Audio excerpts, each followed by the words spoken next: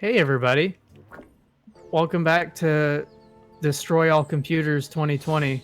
Oh, that looks great. Maybe I'd better go back to the 2-martini lunch. Yeah? Yeah, that's perfectly fine. So, we've been having guess what? We've been having some issues with Discord and OBS and oh boy. It's we're doing this again. Wait a minute. I'm no housewife. I'm a Not as bad as it's been in times past though. Hey, I'm at the White House. Looks kind of like a palace. At least we had it only took 15 minutes this time instead of the usual 20 to 40. I'm detecting a herd of human scientists exiting the White House. Perhaps they've just had an audience with this president. I want you to scan their minds. So I'll tell you what I've been up to this morning. As of this moment, it is currently 7:50 in the morning. I've been awake since 5, and I've been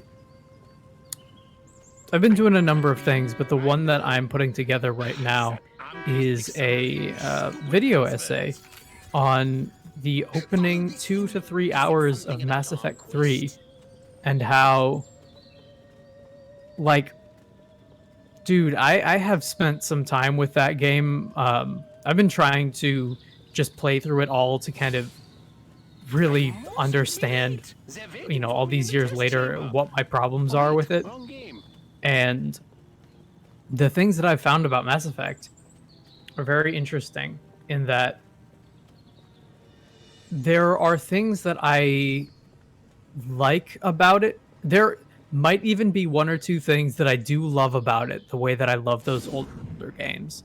There are occasional moments where it all comes together.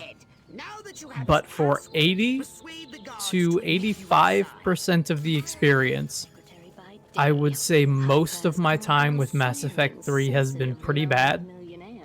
And the weirdest thing is that my opinions have both changed and been Reinforced, validated. Validated. Yeah, I would say all of the things that I did not like 8 years ago, I still don't like. And I like even less now. But there are things in that game, say 6 hours in, that start to be pretty okay. It's just it's the weirdest thing, honestly. It's like I don't know. I don't think I've ever seen a piece of media start that badly. It's honestly, I think a lot of it is also engineered to make me specifically really unhappy, because a lot of it has to do with, like, hey, your squad mates are not back, and the ones that you do like only show up for this and this and this, and oh, do you want maybe a couple more scenes with them? That'll be $20 on the EA store. And it's like, oh fuck, come on. I don't know. And it's like, oh, did you like the FOV from the other games? Well, too bad, we made it Gears of War instead, and we zoomed in real close on all these textures that looked bad 8 years ago and look worse now.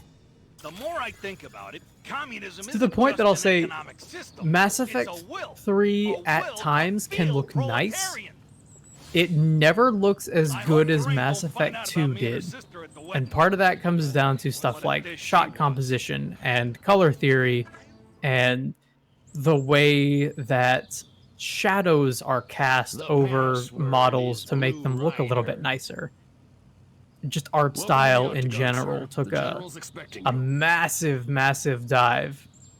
And I had to mod the crap out of Mass Effect 3 to make it look almost as good as Mass Effect 2, which is, I think that's kind of emblematic of a lot of the problems I have with it, right? Sounds about right. Get up to Jersey and see Uncle And I told you last night that I had another moment where, so this has also been my I'm gonna tell you the journey that I took last night with Mass Effect 3, which is I am about 80% of the way through the game, maybe 90%. I have the DLC left to do, and I have like the last 2 missions that lock you out of being able to do stuff. And I was like, all right, before I get locked out and go into the final battle, I need to do the DLC stuff so I don't miss out. Which is why the I load up one of the president asked me to make DLCs some and it changes. hard crashes on a cutscene. Don't worry, I'm like, General. okay, You'll still be in command of let our me try that military again. So I forces. close That EA much I've Origin decided. and I load it back up Decided. and I try It's again. only logical. Crashes again in My the same spot. organization has the So I'm like, skills, all right, the specialists. that's 1 out of 3 DLC that I can't do. Let's try the Leviathan DLC. And the Leviathan DLC just breaks on the loading screen. Like, it doesn't even get to the cutscene. I'm like, all right, I guess we're not doing the Leviathan DLC. Let's do the Citadel DLC that I wanted to save for last. And the Citadel DLC just fucking loads. And I spent hours literally just trying to get Mass Effect 3's DLC to run properly. Of course. And I'm talking about, like, there are compatibility patches for the texture mods and stuff like that. Like, on paper it should work, but it just doesn't. And it gets to the point that I'm like, all right, let me reload a previous save, right? And I reload the previous save, and I'm standing in front of the galaxy map, and I just fall through the world into space. And I'm like, oh my god. Okay. Oh boy. You know what I'm gonna do is I'm gonna uninstall Mass Effect 3 and save the ending and save the best parts of the DLC for when we do them on stream, because they're they are what I have been told are the best and worst parts of the game. The ending is the worst part of the game, and I've been spoiled on that. The DLC is supposedly the best part of the game. Citadel DLC is supposed to be super cool. And I have no idea what any of that looks like because I can't play it.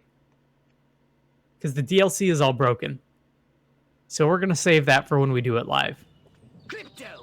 Because I would like to be able to see that stuff and be excited about it too. Reminds me of the experience I had with Fallout 3 just recently. Yeah. Yeah?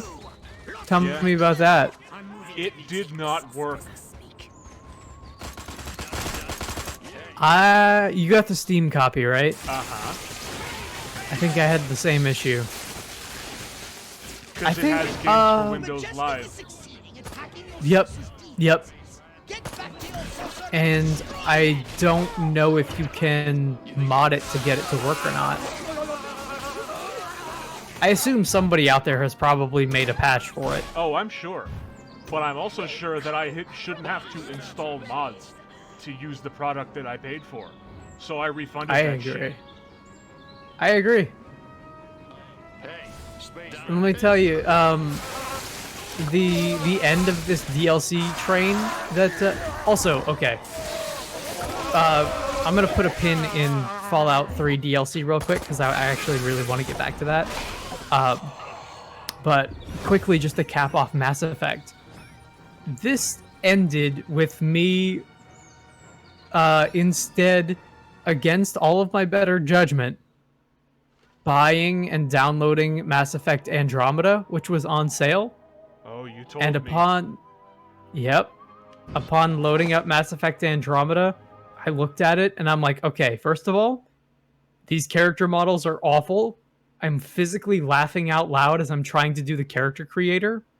And B, I think I might actually love what this game is doing. Because in the way that Fallout 3... we'll do this first. America infiltrated! Octagon locked... Oh, okay. America infiltrated! Sorry. In the way that Mass Effect 3 like pushed further and further and further away from RPG and further and further and further forward into yo, let's just make it Gears of War. Mass Effect Andromeda goes even further as to say, let's just make it an action game with occasional conversations that you have, but let's make the action good. And it is. It's a more fun, faster, and like more frenetic. It's an action game that feels a little bit closer to Mass Effect 2, which I think was the perfect balance. It no longer feels like Gears of War. It feels like, kind of feels like what those trailers looked like Anthem was gonna play like. That makes sense. In that, okay, the biggest difference that I can say is in Mass Effect 2 and in Mass Effect 1, the FOV is set so that you are in like the dead center and you can see wide around you. And then when you zoom in into a combat section, it becomes like over the shoulder Resident Evil 4 kind of looking, regular ass third person shooter, right? Right. Mass Effect 3 is pushed way close to the camera. So when you are in exploration mode, you're still in the center of the camera, but Shepard takes up like a third of the screen almost. And when you zoom in to do combat, you zoom in like you're Marcus Phoenix. And it's like, oh, hey, hi, shoulder and back of Shepard's head. I guess you can take up a third of the screen too. And it's just super claustrophobic and bad. Clearly designed to be played on a console and not on a PC. Which is unfortunate.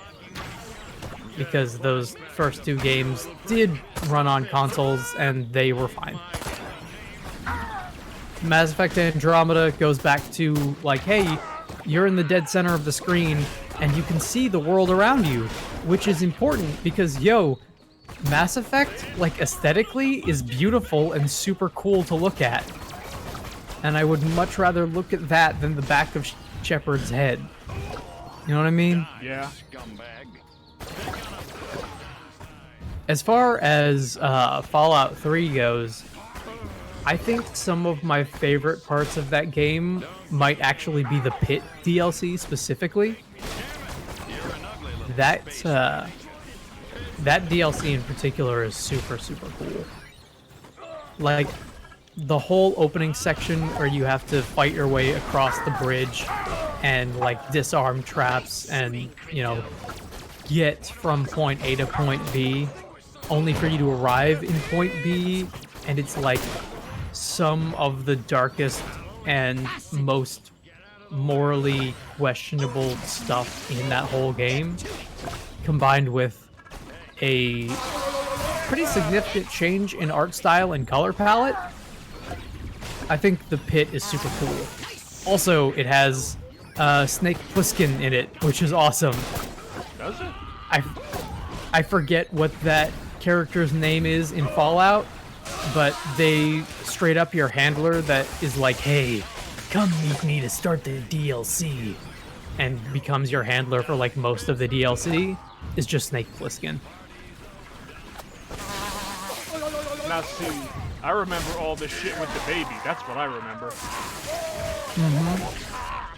Well, the dude who tells you to go and get the baby is Snake Plissken. Yeah. And the two factions are, do you want to do what Snake Plissken tells you to do, or do you want to side with the Warlord? And there's actual nuance there. Yeah, it's a really good, like, morally unclear story. Which is unusual for Bethesda. Sure is. I just choked on my coffee thinking about it. Oh no. It's alright. Coffee tastes good when you choke on it. Tastes like walnuts. Is that right? Well, I mean, it depends on the kind of coffee you get, but yeah, coffee has a kind of a nutty aftertaste. This is, I mean, this is just regular. This is just regular American cup of coffee right here, I tell you what. To me, it always just tasted like a bunch of ants biting my tongue. Yeah. I mean, that makes me think that maybe you've had really acidic coffee. Or coffee that's kind of not roasted but burnt. That's yeah. Typically, if your coffee tastes like acid, you've done it badly. A good cup of coffee, and this will also depend on. Oh man, we're gonna get into this. Yeah. What better place than here? What better time than now? Had to start sometime. Coffee is one of the reasons I like coffee a whole lot is because I think it is the most subject to change thing that you can drink, right? Depending on what type of roast you get, depending on where the beans were sourced, depending on how you make it, and depending on how long it's been since you made the cup, and how long it's been either hot or cold, or the temperature on its own, all of this can like completely change the way that a cup of coffee tastes, and I find that to be super interesting.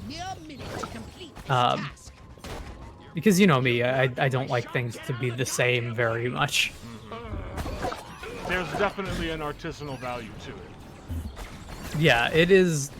Like, if you get a good cup of coffee, that scene in Deadly Premonition makes a whole lot of sense. And I think, as far as getting, like, burnt or scorched-ass coffee, that's usually what happens when you go and get black coffee at, say, like, a Starbucks, or, you know, your equivalent thereof is, Starbucks has a pretty bad reputation, at least around here, of just burning the shit out of their roast and making it super acidic. And I think it's because they have to make it so much and so often, right? And so most people go to Starbucks and they get like the sugary frappe drinks, and they get, you know, they get what is essentially ice cream in a cup and not coffee. Yeah, that's pretty much what I get. I'll own up to that. And I mean, that's totally fine too. I can't do that because I'm mostly allergic to that kind of stuff. But I do definitely remember a time in my life where I was working at that theater. Nice job. That was a hell of a lot there. Still not. I do definitely remember a time in my life where I was working at the theater at the night shift, and I would get like the Dunkin' Donuts frozen culotta thing, and it's like legitimately bigger than my head, and just nothing but coffee slush and caramel drizzle and whipped topping, and it was delicious. But holy, don't ever drink that, because you might just die. Yeah, it's a unique feeling that you get when you're like, this is tasty, but it's actively killing me. There's a certain novelty that I really appreciate about this item of food and or drink is larger than my head. And the first novelty is, wow, this is really big. And then the second novelty is, I can't believe I drank the whole thing. Yeah. Because you're proud. You're either proud or you're really upset. Why not both? I mean, both will happen. I've definitely done both. Depending on the type of date you're having, it can be extremely impressive to have, say, a gigantic platter of steak nachos and then order a second one. And they're like, I can't, there's no way that you're going to be able to have the whole thing. And you're like, bet? And then you do it. And they're like, all right, that's impressive. Please don't ever do that again. That's when I'm just like, that's where you're wrong. Listen, I'm going to do this every time, okay? I hope you're ready. I hope your 2 Unlimited's ready for this. You have a mere minute to complete this task. Yeah, Fallout 3's DLC is so crazy in so many ways because, like, you have the pit, which is awesome, and you have, and I think kind of underappreciated. I think people don't really like the pit very much, and I think it's maybe some of the best content in that game, so I'm really confused. But then you have stuff like Operation Anchorage, which I found to be neat, but very sloppy. Yeah, it was right? dumb. Like, when I think about General Jinwei or General... I think it was Jinwei, but the general at the end who pops up and talks to you even if you're crouched and invisible with, like, 100% sneak or whatever. And I'm like, oh, this is dumb. This is dumb. And of course he's the final boss of the area because he's a general with a sword.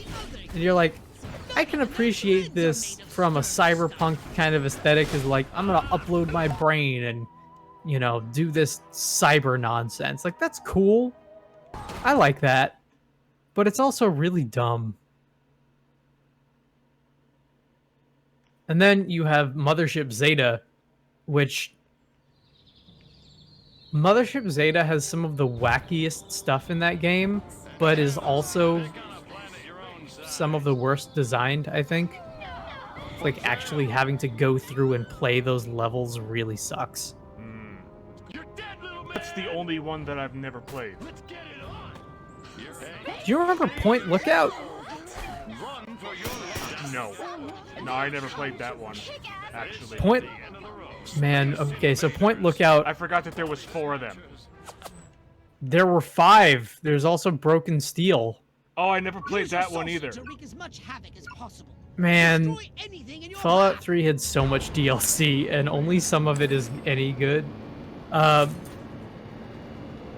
I think Mothership Zeta is like, and I guess fitting that we're talking about it during Destroy All Humans, but... Oh, yeah. And especially right now. It is the wackiest, for sure. But again, lots of... The entire thing is enclosed corridor shooting inside the spaceship with, you know, the Fallout way of having enemies that are stupidly powerful bullet sponges for no reason. But lots of, you know, wild wasteland weird stuff to come across. Like, if you were to say what is the tone of Mothership Zeta, it's the Wild Wasteland perk. The pit is just depressing and morally gray, and has the best story content, I think. And morally gray is something I didn't even think Bethesda was capable of. And yet here we are. Right? And that's what makes it so frustrating. Point Lookout is interesting because it is, I think, the largest landmass in a DLC that they made. It also has the problem of everybody here is so endgame strong and super powerful and bullet spongy, but it makes it's less forgiving there because you're literally fighting like the Hills Have Eyes hillbillies and stuff. And you're like, dude, how are you taking 4 shotgun shells to the face and not dropping? But also has some interesting story stuff in there. Some interesting story stuff. It's not all good. Broken Steel was, I don't know. I always found, like, the Brotherhood of Steel to be the least interesting part of those games to me. Like, the part that I want to spend the least amount of time with. And for Broken Steel to be basically just Brotherhood DLC, but also they fixed the ending, is like, well, it's good that you fixed the ending. I wish that I could hang out with cooler characters. Victory! This town is ours for the taking. Anyway, thanks for coming to a TED Talk on this, on how much Bethesda fucking sucked. 10-year-old game. I Is was that- so close. I Is want that a theater? maybe. I want to do over on Waldorf? Okay. that. I was so Because close. Waldorf's... I mean, you almost got it. Yeah, you're pretty much right there. I'm pissed. Waldorf's makes me think of Statler and Waldorf. Hmm. Never did watch the Muppets. I was busy watching other stuff when I was a kid, I think. Use your saucer to wreak as much havoc as possible. I think when I was a kid, I mostly just watched Cartoon Network. Oh, you and me both. Some Nickelodeon, mostly Cartoon Network. Yeah. Because Nickelodeon for me was all like Invader Zim. Well, I think when I was really, really young, I would watch more Nickelodeon. I would watch like Cat Dog and Angry Beavers and Rugrat and stuff I like that. remember Angry Beavers and Cat Dog. Was never into Rugrats though. Rugrats is weird. I think Rugrats actually plays better now than it did when I was a kid, if that makes sense. It may well have. Because it's one of those series that's kind of like Dexter's Lab, where you can super tell that it was made by adults who were having fun writing it. You know what I mean? Yeah. And then you've got, yes, I would put early SpongeBob in there as well, as like, a lot of these jokes are not for kids. And a lot of these jokes work a lot better now that I'm, say, 20 and have worked in the public sector and, you know, recognize these people. Unfair, not fun fair. SpongeBob used to be really good. Yeah. I've heard conflicting reports, quote unquote reports, about how the newer seasons stack up. I know that for a while there it was really, really bad, and I saw plenty of that stuff just out of sheer curiosity. But I think there was at least a period after that for a little while where I was being told that it was getting better and getting more, I guess, self-aware. I don't know how long that lasted or if it's still going or not, Yeah, but I don't know. that's what I remember hearing. I hope it's better. Hurry! Keep the I really like Squidward a whole lot, let me tell you. I think we all do. You know what the shitty thing about Squidward is also, though? If you're like me and you have extra time on your hands and you were like, I wonder what the creators have to say about Squidward. I don't know why I have these things running through my head, but I was like, I'm gonna go on the SpongeBob wiki and find out what information there is on Squidward tentacles. And his like official breakdown is like, Squidward is the worst, nobody likes him. If you like Squidward, you're an idiot. And I'm just reading this and I'm like, well, I guess it's my fault for checking out the SpongeBob wiki Yeah. as an adult. You kind of walked right into that one, not gonna lie. But it's like, am I crazy? Because SpongeBob seems like he sucks, and Patrick seems like he sucks. And I look at Squidward and I'm like, all right, Squidward is like an egomaniac, but I feel bad for him. I wish he was happier so he could be nicer to people. Destroy anything in your path. I don't care what happens to SpongeBob. I don't care if SpongeBob has a good day. I care if Squidward has a good day.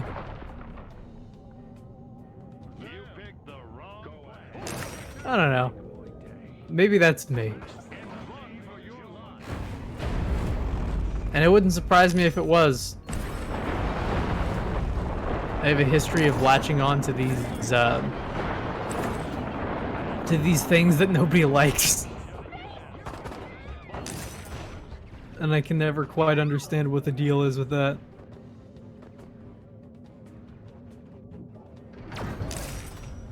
And again, with Fallout is a big one. Is like I have a lot of problems with New Vegas, just gameplay. I think the story is really generally high quality. Trash it! I think a lot of the dialogue is great, but the act of playing like a new game in New Vegas is kind of painful for me. And I find it easier to start a new game in Fallout 3, just pick a direction and go. And there are parts of our society that would hear what I just said and like chase me out of a building with a flaming baseball bat. It's like, I don't know, man. To complete this task. I didn't enjoy it. What am I supposed to say? And then stuff like Fallout 4 comes out, and I understand now why people like Fallout 4. I came to it wanting a different type of game than it is, because I'm really into exploration and characters and like aesthetic, and you know, trying to live in a world that is believable. And I'm not into like crafting and base building and stuff like that, and like scavenging for parts, you know what I mean? And Fallout 4 is one of those types of games, but is very satisfying to do that in. Like, if you like that in a game, Fallout 4 has a lot of game for you. Doesn't have a lot of story, and what story it does have is pretty bad, but it has a lot of game. I would say there's more gameplay in Fallout 4 than 3 and New Vegas combined. But man, the lows, hey, nice job. But the lows in that game are so low.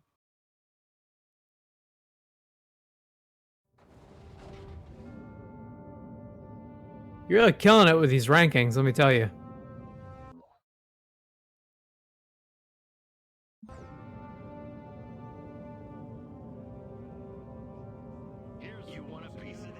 As far as I'm aware, I believe Destroy All Humans has 6 levels and 23 missions within them. I wonder. Yeah, you're at Capital City, so you're just about there. Let me see what we got here. By the way, we've definitely spent a lot of these streams talking about almost anything besides the Destroy All Humans game itself. For anybody who is curious up to this point, I think this game rules. I think it's really, really cool. Tons of fun. The thing that I would say is especially surprising about Destroy All Humans at the time, and something that really plays well now, is these 6 levels, right? The sheer size of these 6 levels is really impressive for the PlayStation and the Xbox. PS2 and the Xbox, but you know what I mean. As a straight up sandbox for just playing around mechanically, I think it's super, super good. And I will say that as far as like the tools that they give you to actually play in the sandbox, it's awesome. These games are super arcadey and very, very fun to play. Holy smokes! Aliens! Little green man!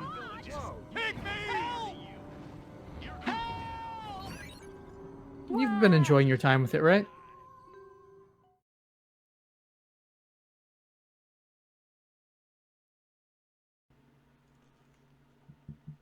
Okay, now it should work.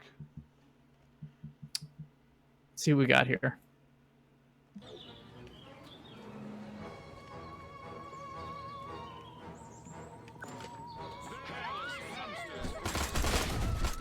Yep, we got game audio again. Awesome.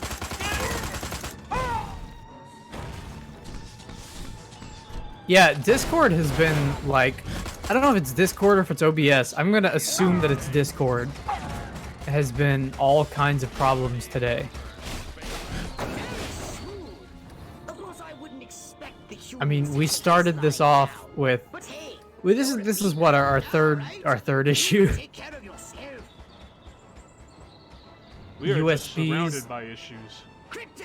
Right, yeah, like the USB keeps disconnecting for some reason. I think they're planning to destroy it But this even beyond that, like They're going to destroy it. there was some other audio issue first thing. I don't know, man. I'm no expert in humans. We need some sort of alien laboratory filled with advanced technology to get these microphones to work properly. It's true.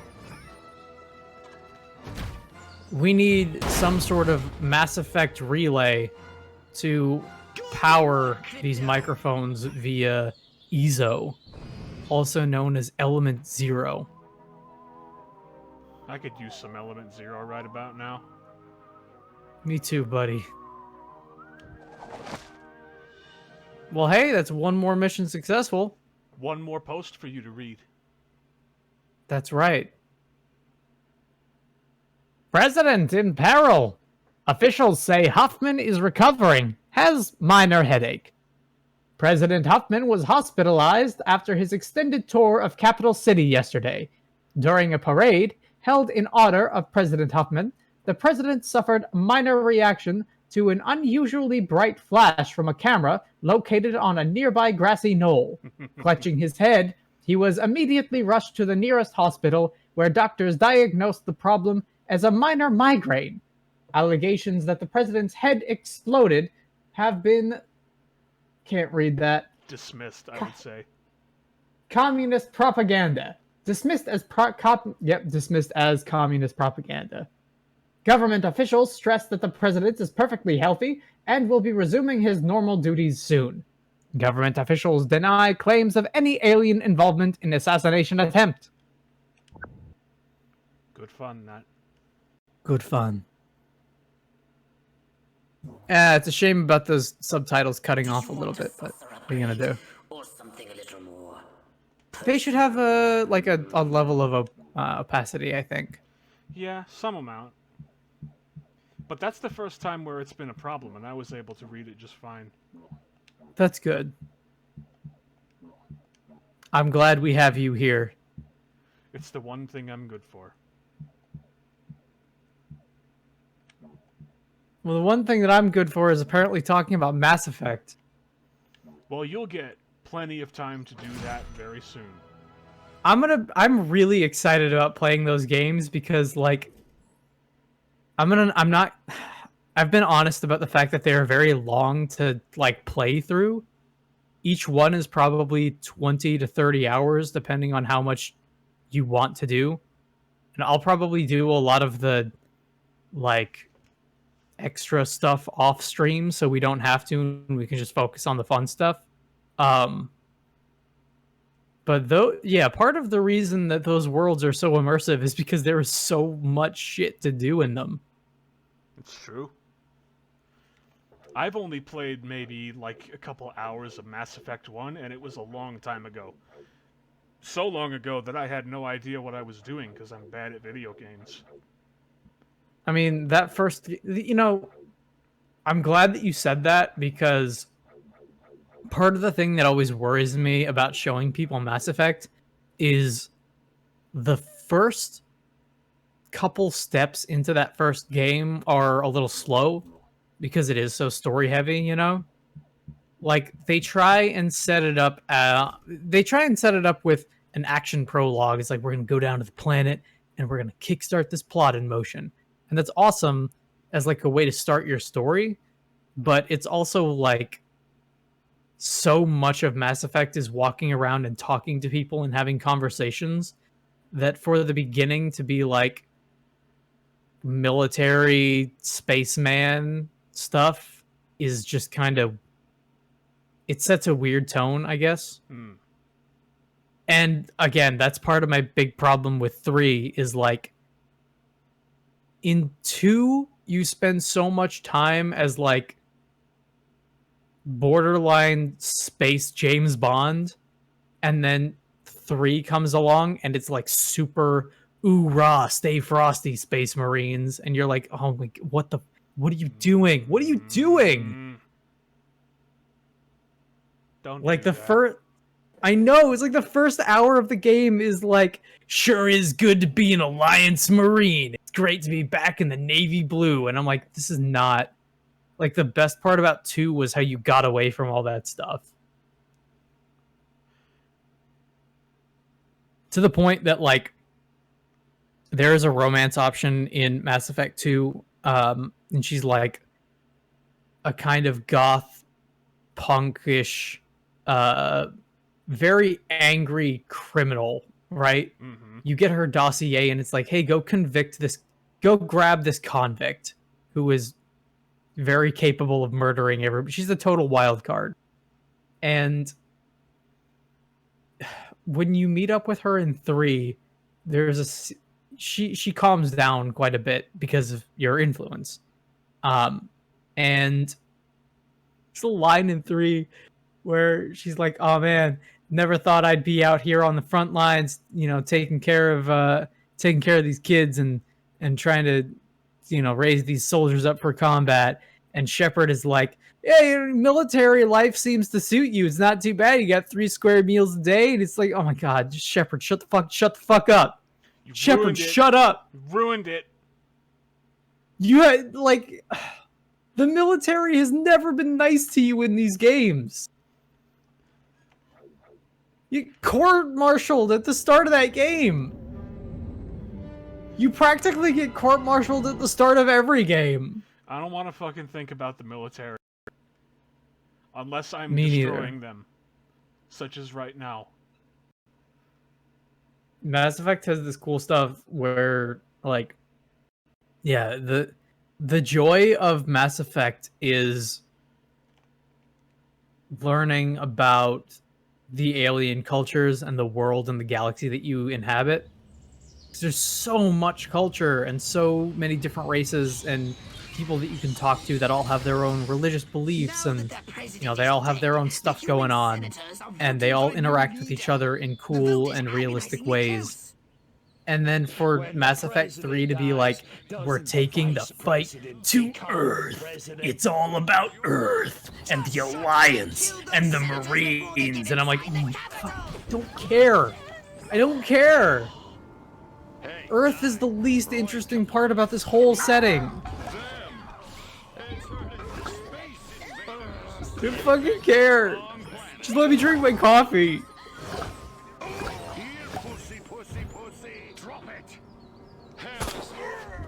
But, like I said before, about 6 hours into that game, you start spending time with the more interesting races of the species of the galaxy. But it takes that long for choices that you made in the other games to start showing up, and it's like, oh my god, guys.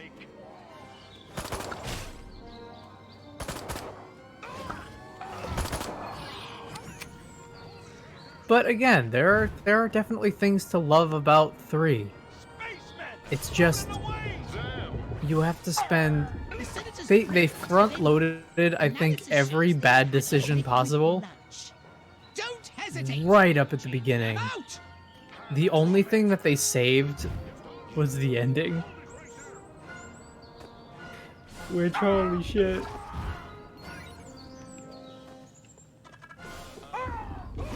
Can't believe it. Oh, look, the brain pops out and it's really small. Nice. I like that. Tiny brain. It's so small. Space invaders. Commentary through gameplay. You know I love it. I know you love it. Also, making fun of politicians is always a good time. Mm-hmm. It's timeless.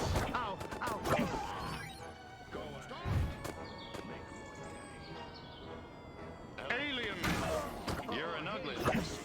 There are so many of them. Run toward my body snatcher. Also, was this one the Furon filibuster? Yes. Okay, so that was part 2 of the Mr. Smith Goes to Washington thing.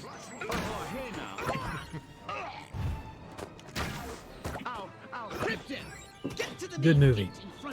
If anybody out there likes just, if you can appreciate a movie that is in black and white and has good acting, I think there is a colorized version of it too. Let none past you.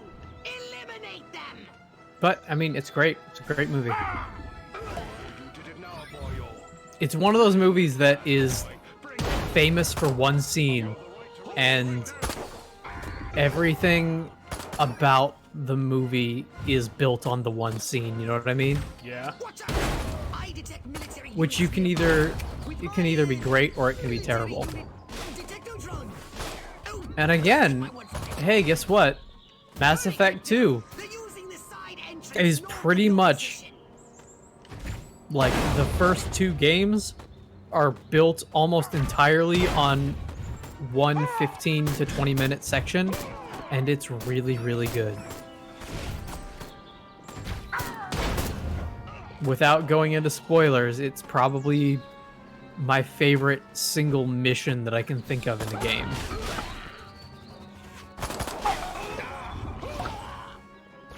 With some of the best music, turns out.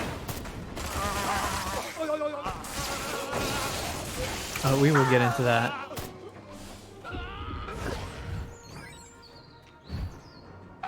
You know what I caught last night on television? I caught the episode of Dragon Ball where Vegeta gives Krillin and Gohan their armor for the first time. Yeah. And it was like 1 o'clock in the morning, and I was about to fall asleep, and then I looked at my TV and I was like, oh, I need to stay awake for a couple more seconds. And Vegeta looks at, he goes, that's right, boys. Mondo cool. And I'm like, okay, I can go to sleep now. You saw what you needed to see. I'm happy that I was awake for this.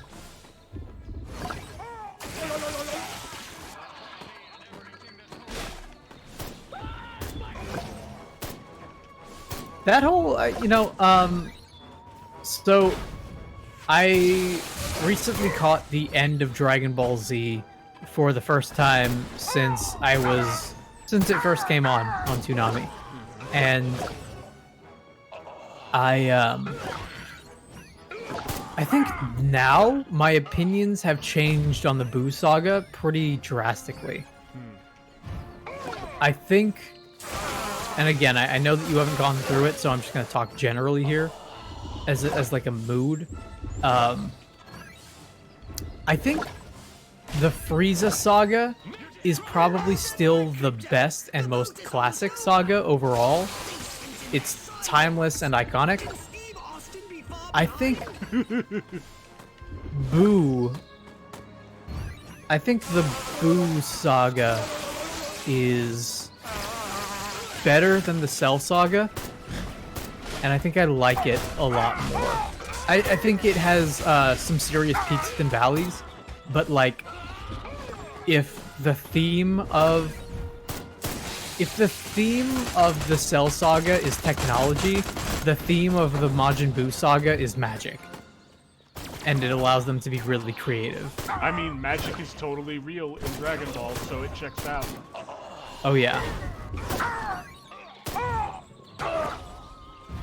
I think the thing about Buu is like, the Buu Saga is the worst in terms of it takes them so long to fight one guy, and the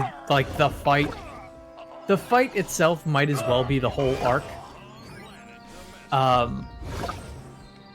But I think like the actual quality of the fights in the Buu Saga is probably the best that they are, because they're the most creative and the most outlandish.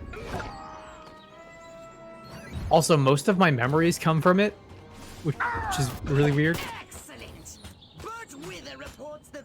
Joel says in chat, I wonder if DBZ's crazy and awesome dialogue is a product of the localization team or the intended writing.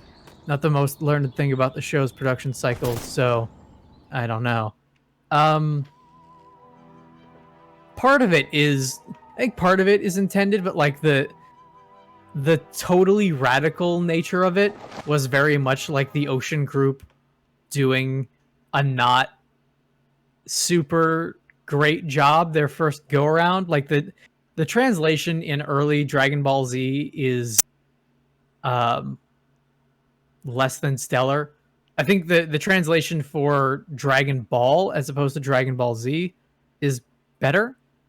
But early DBZ, before they changed hands to Funimation, you definitely have some weird stuff in there. Got a new post. Do you want to do this one or should I? I'll take it. Massacred. Reds blamed for Senator slaughter. The nation comes mourns. The nation comes mourns the cowardly massacre of the greatest Americans of all, our senators, those courageous paragons. A mysterious Soviet assassin has been implicated as the instigator of these events, though the Kremlin has denied any involvement. The loss of so many valuable politicians makes an armed response inevitable. With so many senators gone, each one generous and selfless to a fault, each uniquely irreplaceable in his own right, honoring their sacrifice by holding elections to replace them as quickly as possible.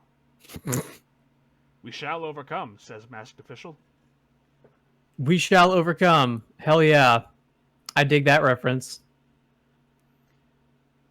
We shall overcome. The play that I was talking about before that we did about the war, Yeah. it was called Vietnam 101. And in Vietnam 101, I had to stand up and sing We Shall Overcome. I was supposed to be like the Stephen Stills. Which was very interesting.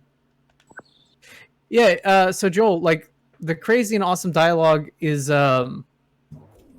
it's a perfect mix of like the stuff that you found with Funimation after they switched hands with the dubbing was much closer to the intent of the original script, but the first bit of DBZ is very much like the same kind of problem that Sailor Moon had and a lot of, 80s and 90s anime had of like, yeah, the Ocean Group definitely took some liberties, but I like what they did with it. They established a tone that I think works really well for Dragon Ball, which is just silly and stupid, but really earnest. I like my Dragon Ball stupid. Oh yeah, you and me both. Man, talk about stupid things in Dragon Ball. The whole Jackie Chun arc. Oh yeah. It's like so blindingly obvious. Like the camera even tells you, yo, this is Jackie Chun. And then immediately after, they're like, hey, Jackie Chun is Roshi. Like, Bulma's like, hey, I wonder where Roshi is. He hasn't been around for a while. We should probably find him. And then spends like 20 minutes looking for Roshi. And the camera, the narrator is literally like, little does Bulma know that Master Roshi is in fact Jackie Chun. And you, my impulsive friend, are to destroy every Tesla coil Jackie unit Chun. in town. Oh, destroy the Tesla coils. I remember this mission from Some are Prototype. automated, but others require human operators. I think I was just doing some Tesla coil mission in Mass Effect. Each unit must be connected to a nearby control console. Can't even remember at this point. I don't. Oh, yeah. Another one of the things about Mass Effect 3 is that Once again, Crypto, you have crystallized. so they focused a lot on multiplayer for that game, and it shows because a lot of the bonus missions that like the side quests in the main story, or sorry, the side quests in the single player that you do are like, hey, here's this repurposed multiplayer map with a couple of waves of enemies that come in, and you're like, oh.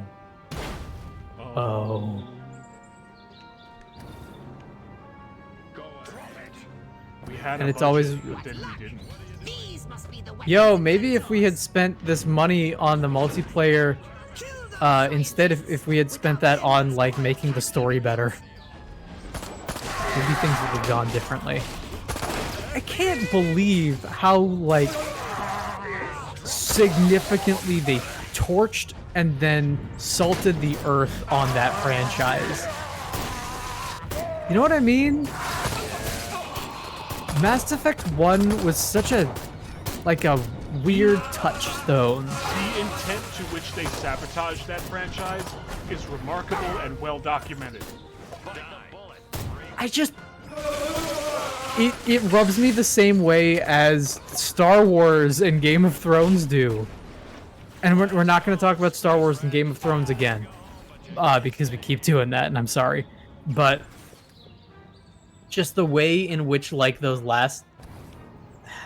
specifically the last movie came out is just like, man, Mass Effect 2 was this high art note of, like, look at what games can be if they, you know, you can blend cinema and you can blend games and you can really make this awesome RPG with all these choices and super cool characters, and it can be this big event. And then Mass Effect 3 comes out and they're like, yo, we made it Gears of War, but in space. Also, none of your choices matter at all. None of the Like, ones you made before, and none of the ones you're gonna make now. Do you want the red ending or the blue ending? Do you want the ending where everybody dies, or the ending implied that everyone dies? We also have a green ending if you want it. Also, we had to release a DLC that apologized for the ending passive-aggressively and didn't actually change very much. It's one of those situations where they end this... And again, this isn't even spoilers, this is just, like, general stuff. It's a series, it's a situation in which they end it in such a way where they don't think through the implications of what they've done. So if you stop to think about, like, if you stop to think about the implications for even a second, you're like, wait, doesn't that mean that almost everyone dies and almost nothing that we did actually makes a difference? And the answer that comes back is, yeah, don't think about it though, play the multiplayer. To the point that, like, one of the universally agreed upon good aspects of Andromeda was that they put in stuff in the lore that's like, yeah, it turns out not everybody died. There was some other stuff. It was okay. But also, Mass Effect Andromeda took several years to come out, so... you know... Points off for that. Yeah. Okay, so the classic example of this scenario is, funnily enough, in Return of the Jedi, when Endor gets, like, wiped out. The implication is that Endor gets, like, really messed up because of what they do to the Death Star, right? Like, if you blow up a space station the size of a moon in the orbit of this planet, all of that debris is gonna come down and theoretically, like, wipe out a whole bunch of Ewoks and kill people. And Mass Effect basically does that, except on a way, way, way, way, way bigger scale. Oh, man. You gotta So, in a meta sense, something that happened with Mass Effect was they had the seeds of an ending that they wrote, and they had this whole thing about, like, dark energy, and yo, this sun on Rannoch is starting to go supernova, like, way too fast. What's the deal with that? What does that mean for the galaxy? And they drop it because people, like, on Reddit and forum posts had started to piece together what the ending was potentially going to be. And there was some pressure came down from the top. It's like, yo, we need the ending to be a surprise. We need it to be shocking. We need it to be different. And so they essentially rewrote a different ending that is very like Deus Ex Machina heavy. And it sucks. Oh, big surprise. That's one of those things about the beginning of 3 that is so weird, is like the first mission is, yo Shepard, we found a Deus Ex Machina, and the rest of the game is building that Deus Ex Machina. And if you can accept it, it's fine. But if you can't accept it, then that whole game becomes like, it becomes really hard to be on board with what they're trying to sell you.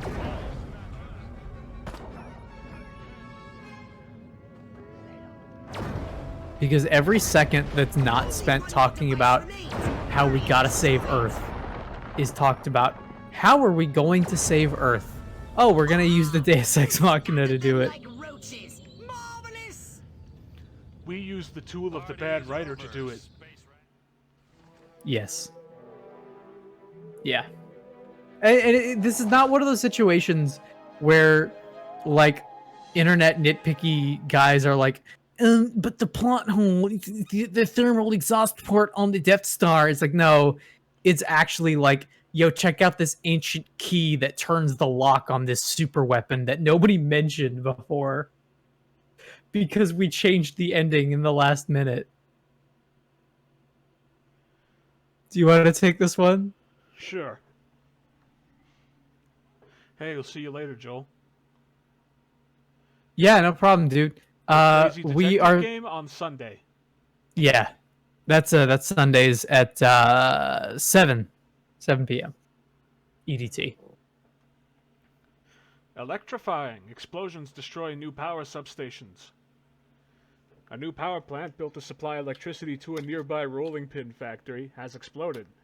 Communist sabotage was grudgingly ruled out on this occasion, with local authorities insisting the incident was caused by a wayward starling flying into the overhead power pylons, causing a chain reaction that leveled the whole facility. Safety fears have been downplayed by authorities who are encouraging the public to look on the bright side at the volumization of the residents' hair due to residual static electricity. Styling tips on page 2. Rolling blackouts expected. City struggles to cope. Hell yeah.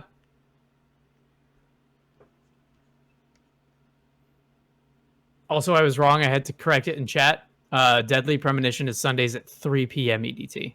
Yeah, 7 seemed a bit wrong. 7 is Pokemon. Except yesterday when it was 5. Yeah. So Yeah. what would you like to upgrade, you little... Actually, I think yesterday was 3 to 5. Numbers are hard. I'm a theater Numbers are major. hard. I did not go to college to do math, okay? I did not go to college. And I accept that. And you should too. Attack of the 50-foot president. Let's do it. Yo, I hope you're ready for the final level. I am ready for the final level. I'm ready to be done with this. I love this game, but it hasn't been going great for us. It's been it's been some weird technical foibles for sure. Among other things. It's been a ride, to be sure. Yeah. But also, it's kind of fitting for Destroy All Humans, because Destroy All Humans is a bit of a mixed bag. Like, it's a super cool mixed bag, but these games are not perfect all the way through. In general, they tend to start really well and No more like blowing lull stuff for quite a up. while Oh, the Furon Emperor will and be most significantly ramp up in difficulty towards the end. It's hard to believe. Somewhere in the middle of all of that is Try not to glow too much like when you a accept consistently his pretty surrender. good time. All right, it's let's always, see what we got. Let's see what we see.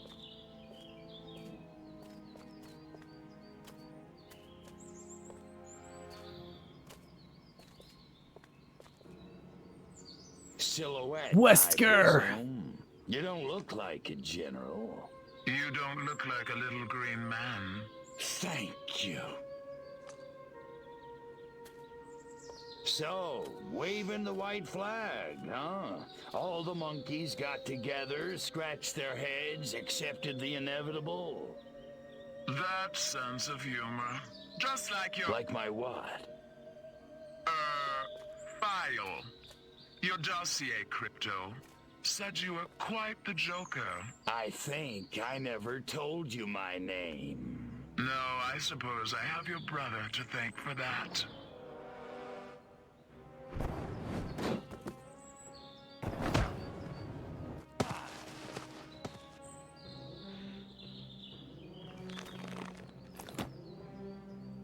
I knew it. Yeah, get that DBZ. I knew it this whole time. I have a fucking way with these things. Well, well, well, Crypto Spiridium. It was me all along. You're a chick? I'm a patriot. If you had to put up with politicians playing grab ass all Yep. day long, you'd wear a mask too. Me, There you have I it. Get my kicks the old-fashioned way, beating up bad monkeys. Funny, that's just what It's Crypto a One Piece similar, said. Of course, he somewhat was similar real. character in the Shut second up, game as too. well. Well, so much for Plan A. What's that? That, my gender-deprived friend, is Plan B. The end of your insidious invasion. A champion even you can't defeat. The greatest political mind of the 20th century in the greatest weapon ever built by man. Yeah, look at that final boss. Behold! the Oh Robo boy. It's Dexter's robot. Yeah. Elected, I, Dexter's promise Max. to The Robo Prez. destroy all Furons. That is Big O. seriously messed up. Robo-Prez! Dirty Tricks mode! Aroo! Oh man, now I'm Nixon's gonna get back. my Suit dirty.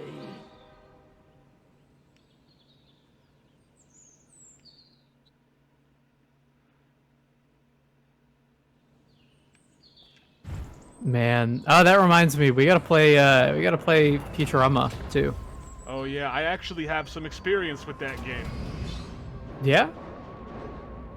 I would be interested to do that because my experience with that game is like going to the Scholastic Book Fair and getting a cheat codes book with Buzz Lightyear on the front, and thinking that game looked super, super cool, and then never being able to play it. No worries, Joel. You're just in time to witness the final boss. It's Robo Prez. It's okay, there'll be a VOD later. Yeah. If you would care to watch, it will be there. It will be there. It will be everywhere. Streaming live to everyone's brain links directly from our decks. It's gonna be a real dystopian nightmare, let me tell you. Oh yeah, get ready for it. We're working on the technology. Man, I spent like an inordinate amount of time in these games picking things up with the tractor beam and just physics engineering them into things. Yeah. Like this. Mm-hmm. It's the best way to play. It's the best way to play. Bar none.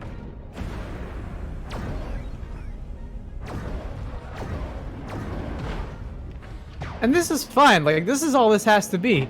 It doesn't need to be any crazier than this. This is a totally acceptable final boss. Oh, that's a weak point? I didn't even realize.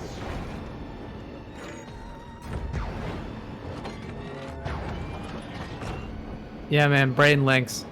Turns out, we've all been the ghost in the shell all along. He's heading for that white building. No, the other white building. You know, the one with the Man, look at the scorch marks. Like Amish or something. He's Amish or something. The tall, ugly guy with the beard. That might be my favorite thing in this game so far, and it's had a lot of good moments. Honestly, Is just describing like, Abe Lincoln as Amish or something. Richard Stephen Horowitz is awesome. I love him in everything that he does. You and me both. Wonder what Ricky Simons is up to. He came back for Enter the Florpus. He did. And I assume that... Also, let me just give some props to Enter the Florpus for having Gur be a character in that and not be, like, super obnoxious. Because that's the thing that would break that, right? Mm-hmm. Like, that would be the failure point right there. If Gur was the way that Gur was in the television show, it would be a problem. And he's not. He is obnoxious as a character, but he is toned down to the point that, honestly, he doesn't spend a whole lot of time on screen. He spends just enough on screen to be funny, like genuinely funny in the way that he always was. But the majority of that movie is spent on Dib, Zim, Gaz, and Professor Membrane, which is like, hey, guess what? That's what you should do, because those characters are awesome. I'm glad that Professor Membrane is like a prominent role in that movie. Oh yeah. I want to say he talks more in that movie than he does in like half the series. Because that's the other thing, is like, the characters in that movie are characters. It is... You can tell that... writing. You can tell that Jonan Vasquez, like, grew up a little bit, but also didn't lose his spark.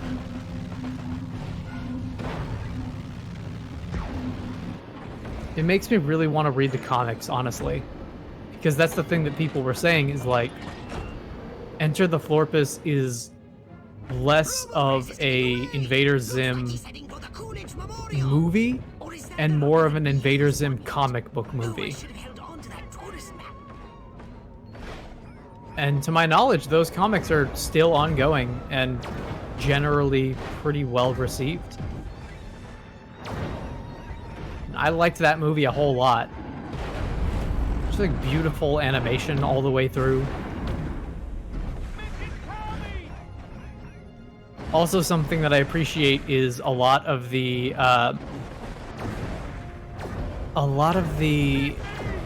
side characters and background people, like the two neighbors that are always talking about don't need any of the government candy.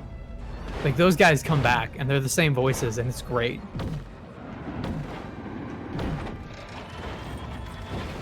Also, Jimmy Uringer is in that movie as well, which is super weird to me. I definitely had a phase in my life where I was listening to a lot of mindless self-indulgence with my friend Elliot at the time. And the fact that the lead singer is just there again, it's pretty awesome. He does, well, he's not there as a voice, right? He wrote a song, quote unquote, a song that shows up in there. It's pretty good. And that's all it needs to be. They hit all of the points that they should have hit. Speaking of hitting all of the points that they should hit, that was quite the comeback there. Yeah, I'm not gonna lie. This is, they're pumping the gas a little bit here. Yeah. Right around the final act of these games, they all tend to be pretty tough. I remember the Moon and Russia sections of Destroy All Humans 2 were pretty intense. I want to say that the largest difficulty spike in that game was probably the entirety of the Russia level.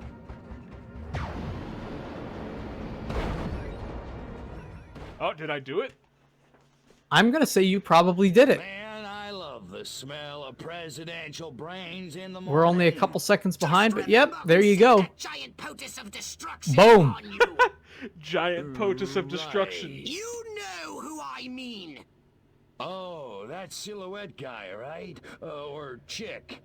Could you do me a favor and not creep me out? Sure. Joel writes in chat, nearly died, didn't even stop talking. LMAO, I could never stream. Attention, Oh, Hurons. man. I'm Attention, impressed Hurons. that you managed to do that. Hang on. Oh, whatever. I know you little gray You, freaks can that hear was- this. I'm That was a sure pretty you're out significant there comeback. listening, I can't lie. gloating. Pretty much, yeah. I'll be the judge of that when I watch it seems later. only fair. Credit where credit is due. You did it. You beat Joel, my beautiful anybody can stream. Robo-Fez. If And it, now if you're if probably somebody sitting like around me can sit in fantasizing front of about a microphone and destroying all talk, the humans. anybody can do it Typical. probably better. Sure, you handled the boys, Armquist, Huffman. Oh man. Oh, that was a challenge. But everybody knows which sex is dominant Because on this all you got to planet. do is There's just keep still plenty of talking time to get and your asses pretend handed to that you don't That sound like is, the dumbest if dude you're who not ever too spoke ever. scared to fight a girl. No, I'm not. Or I'm not lean the super whole hard big into the end fact thing. that you sound like a So come moron. on, Crypto. Because, let me Let's tell you, dance. I'll even let I you don't think I've said a lead. single thing in any of I'm these at the streams Octagon. that Don't has made keep me feel like waiting. anything more than a moron. Oh, same. Okay, now we go. Oh no! Stop that. Cut it out. What? What are we doing? I'm getting blown up by air mines, Oh no. and the level has to load back in. Ah, yeah, there it is. Oh, wow. Yeah, that had to load back in quite a bit. Okay, didn't let's pop see. Is this until gonna it be popped, a real but fight that or a popped. victory lap?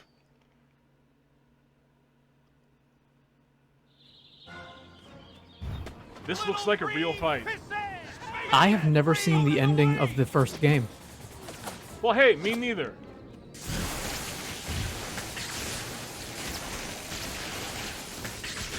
Yeah, this is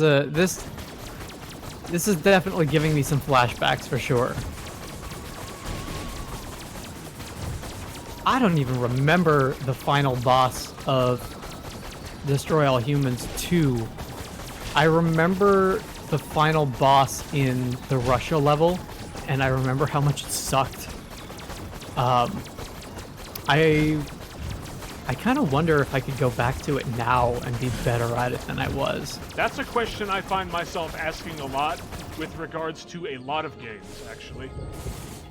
Like, there is a mission in Fable 1, particularly, where it's like the first actually difficult mission in the game, and you have to essentially escort... It's an escort mission, but you have to escort these dudes over, like, 8 loading screens of zones that are all pretty tough in their own right.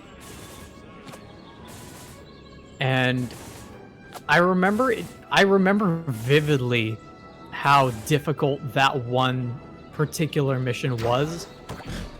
And I remember Fable in general is like pretty easy, but then has some crazy difficulty spikes that come out of nowhere, but relatively often. But Oh, yeah, oh geez.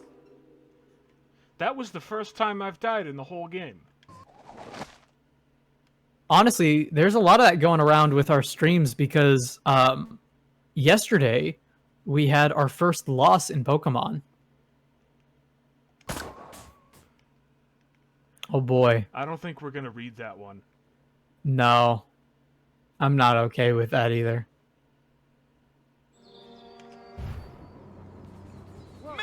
Sorry, 2005. Nah, not this time. Not this time, 2005.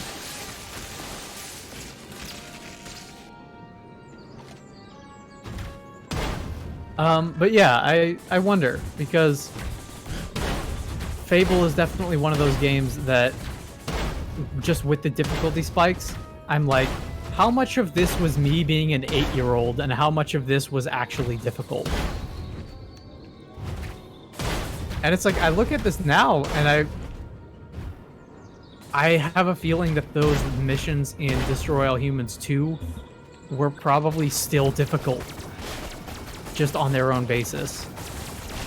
And then that makes me think, man, how did I have the patience or the skill to beat some of the stuff that I did when I was playing games more regularly? Yeah, I don't know. I know at one point I beat all those Halo games on Legendary. I don't know that I could do that now. I could probably beat Mass Effect on the insanity settings. I know those games well enough that I could probably do it. The same way as like Prototype, I could probably play those on the hardest difficulty settings. Yeah, Joel, for sure. He writes in chat, bless souls for bringing back difficult gameplay or making it more mainstream. I agree. That was there was a dark period of time there where, you know, a good 5 or 6 years where games were just nothing but hand-holdy kind of garbage. And the thing about Souls that I appreciate is the difficulty in those games is not like go fuck yourself hard, right? It's just fair and punishing. Like it's not difficult so much as it's punishing. Outside of a couple areas that are definitely also difficult. Man, there are, and part of it, you know, is the way that you play it. Certain bosses are going to be way more difficult for types of builds than others. I'm specifically thinking about the 3 kings in the depths that you fight in Dark Souls 1 as being a boss fight that you can either plow right through or it could be like a total wall. And honestly, I think that's a strength of the game. It just kind of encourages replayability. Oh, look at that. Crypto's suit actually has mud on it. Yeah. That's the I first appreciate time that. in the whole game I've seen that effect. I like those details.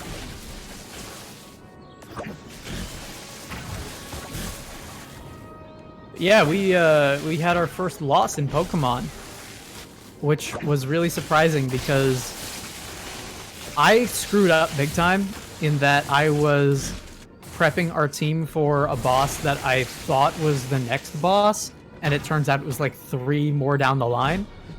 So we had to bring in some of our B team from the Pokemon box to, you know, not rush into the game and be like, oh, let's bring in our level 42 guys against the level 28 NPCs, right? And instead, we came in with under-leveled dudes that I had spent almost no time actually building up. And we almost made it. We got to the last Pokemon in the gym challenge for that gym leader, and just barely got outsped by a Gengar in the last fucking thing. And it killed us. Yeah, I mean, the good thing about that is that Pokemon is so easy to just start up again and like jump right back into the same battle. And we did. It was a good time. We just kind of ran back in there and like wiped the whole team pretty much. But I wasn't expecting it. I was expecting the rival battle to be a bigger challenge than the gym leader was. And I was wrong. I also thought that we were gonna outspeed it, and I was wrong about that too. Turns out, Lanoon, not faster than Gengar, which is crazy. Like, Gengar is this bulky-looking ghost type. He looks like he could roly-poly-oly his way down a hill if he, like, took a wrong step. Yeah, but also he's a ghost, you know? I mean, he's a ghost, but Lanoon is like its whole deal is supposed to be how fast it is. I don't know, man. I was taken by surprise. Also, Joel, you're right. Favorite change from Sword and Shield is PC access anywhere. So that actually started with Let's Go Pokemon Pikachu and Eevee. And that was one of the things that I was like, dude, this needs to be in every Pokemon game going forward because it is so convenient. Still split on the vitriol levied at the games. The content is a hair shallow. The core of the game is super solid. Speaks of dev crunch. Yeah, absolutely. I think if those games were not on like a yearly release schedule for Pokemon, they really don't telegraph that very well. No. And that's number 2. But yeah, like if Pokemon wasn't forced to keep up that schedule, if they had spent a little bit more time on actually building it ground up for the Switch instead of clearly having built it for the 3DS and having to upscale it to be a Switch game, I think it would have alleviated a lot of those problems. And people are upset about, more than anything, they're upset about the cut of the national dex, and you know, a lot of people's favorite Pokemon are not in those games, which does suck. Some of my favorite Pokemon are not available in Sword and Shield, which it sucks. But I also think it's totally manageable. Like, I personally don't have the patience to keep catching the literal hundreds of Pokemon every time a game comes out, and I say that as somebody who loves those games and plays them religiously. I just don't have the time to fill out the Pokedex every time a new game comes out, just realistically speaking. But yeah, like, the core of the game is solid, the music is excellent, the art style is still really strong. It just sucks that, like, the animations had to be reused, and you know, part of it is because there are almost 1,000 Pokemon at this point, and to animate all of them would definitely be like a Herculean task. But also, Pokemon makes so much money. It's the #1 grossing media property literally ever. And that's not hyperbole. Like, they have the money to hire more staff, or, you know, like, dev crunch is a thing, but it wouldn't be quite so bad if they hired more staff. You would think that they have the ability to do that. And again, part of it really sucks because, like, I love those games so much, and the idea of, well, spend more time developing it, they're like, well, we can't because it has to come out in time for the anime, it has to come out in time for all of the merchandise that is undoubtedly already in production, you know, before the game comes out, and it's just this huge media property that they can't take the extra time with it, and it super sucks. Because Pokemon deserves the extra time. And yeah, I'm kind of split on it too, because, like, a lot of people were super, yeah, exactly, have an animator on 3 Pokemon, done. And so they talked about, and again, some of it comes down to how much can you actually trust, because they did straight up lie about, like, you know, some of the issues that they were having, and lying about some of the content that was going to be in the game. And that's what people are really upset about, is the lying, and the misinformation. And I hate that, because I totally want to take their side, and I totally want to give Game Freak the benefit of the doubt, because I love those games so much, and I can only imagine, like, with a smaller dev team, how much they must go through, and, like, the pressure of, you know, having to keep up the largest media property in the world, and to keep up that level of quality. But, like, they play it so safe, and I'm like, okay, well, why is that? and then they give you reasons, but you can't trust the reasons because they lie to you, and I think that sucks. But then, you know, then you have stuff like the DLC that comes out, and I thought the DLC was great, and they do some really consumer-friendly stuff in there, like, hey, if you don't have the DLC, you can still complete the Pokédex by just trading with people who do have it. And that's really cool. That's super awesome. It would have been really easy for them to not do that, and you got to imagine that there was pressure on them to specifically not do that to make people pay for it. And it's, yeah, I mean, it's a lot. There's a lot to unpack there. And people are really divisive on the Let's Go games, and I thought the Let's Go games were super cool. Like, they brought back following Pokemon in a really gorgeous looking way. All of the music in that game is fantastic. Yeah,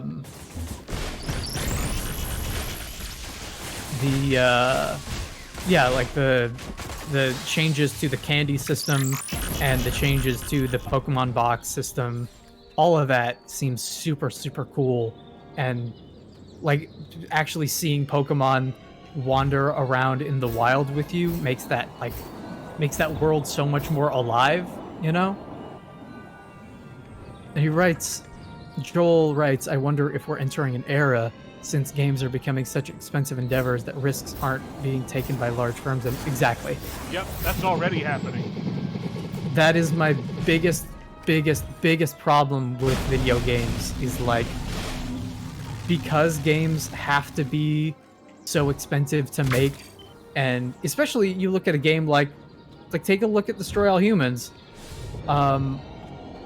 The amount of like really high fidelity assets that go into a lot of games are kind of unnecessary a lot of the time. I just downloaded Mass Effect Andromeda onto my system last night. It is 45 gigs. 45 gigs, which is that's way too much on most people's systems, if you ask me. And then the Call of Duty Warzone game that came out that was literally just a battle royale was like 250 gigs, and they had to downscale it to like 150. And it's like, man, if you just scaled back the resources and made it look less impressive in screenshots, you could make it run better. You could consolidate these frame sizes. You could not have to like damn near kill the people who work on your games by, you know, forcing them into these long development cycles. And don't forget about Final Fantasy 15. Oh man. On the topic of disc size. Final Fantasy 15. Final Fantasy 15 doesn't even get the like. It's not even allowed to have that excuse because they asset flip for that game. And that's like, probably why it's that bad. It's like, dude. Oh man. I really wanted to like Final Fantasy 15 so much. But yeah, Joel, I completely agree with you. Because they are so expensive, less and less risks are taken, and that leads to so many games feeling like the same game. I love Spider-Man PS4, but Spider-Man PS4 and Ghost of Tsushima and Days Gone and, you know, whatever Assassin's Creed comes out, like, they're all kind of that same type of game, and that super sucks. It's like, hey, look at all this money. Do you like all this money? Look at how expensive this game that you already played 8 times this year was to make. You could probably take like that amount of money and throw it in a pit and just burn it, and it would be cooler.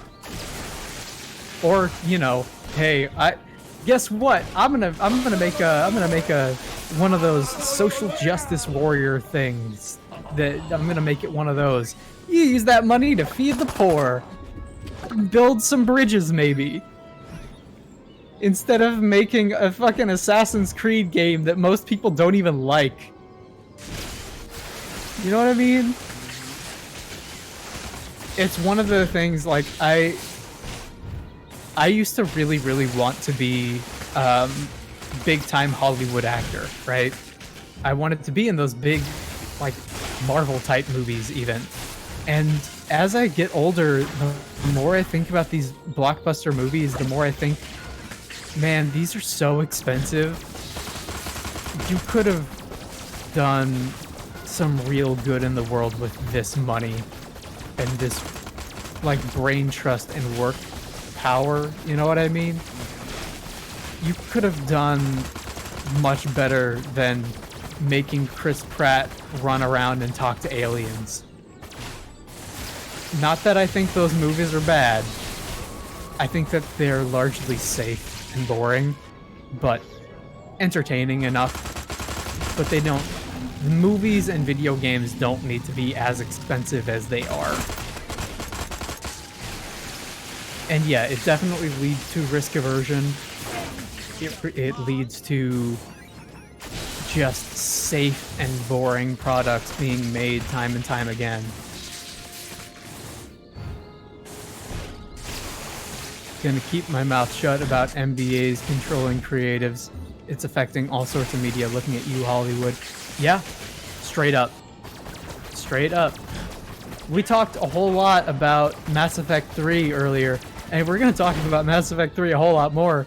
But yeah, it's one of those situations too. Like, that game is such a clear example of this game needs to appeal to everybody, and this game needs to sell more as the conclusion of a trilogy, needs to sell more than any of the games that came before it. Is like such a logic, like such a logical fallacy that you're like, well, how can you possibly write and code and design this game to be a proper ending to the series when you're trying so hard to market it to people who never played 1 or 2?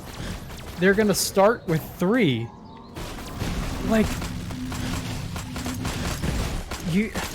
there's something to be said for choosing your niche or choosing your audience and sticking to it and making like a modest product at a modest budget, and like really sticking to your guns when it comes to the artistry, and, you know, making it a creative effort that says or does something unique instead of designed by committee and trying to pour all of your resources into making everybody happy all the time, because all that's going to do is make everybody kind of lukewarm.